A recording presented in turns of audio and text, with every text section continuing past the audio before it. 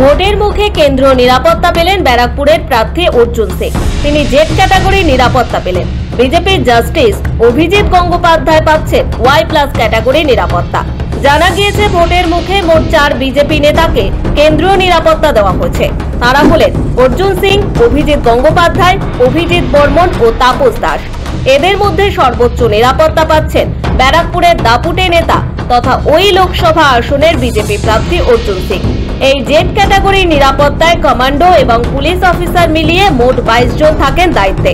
কলকাতা হাইকোর্টের প্রাক্তন বিচারপতি পেয়েছেন ওয়াই প্লাস ক্যাটাগরি নিরাপত্তা। পাশাপাশি কোচবিহারের 2 বিজেপি নেতাও কেন্দ্রীয় নিরাপত্তা পাচ্ছেন। কোচবিহারের বিজেপি জেলা সাধারণ সম্পাদক অভিজিৎ বর্মন ও কোচবিহারের বিজেপির কার্যনির্বাহী সদস্য তাপস দাসকে দেওয়া হয়েছে এক্স ক্যাটাগরি নিরাপত্তা। 2019 সাল থেকে Arjun Singh Y plus category নিরাপত্তা পাচ্ছিলেন। পরবর্তীতে 2021 সালের সেপ্টেম্বরে জেড ক্যাটাগরি নিরাপত্তা দেওয়া হয় তাকে, কিন্তু পরে তৃণমূলে ঘরোয়াপসি হতেই নিরাপত্তা প্রত্যাহার করা হয়। বিজেপিতে ফিরে ফের নিরাপত্তা পেলেন অর্জুন। ব্যুরো রিপোর্ট, সময় কলকাতা।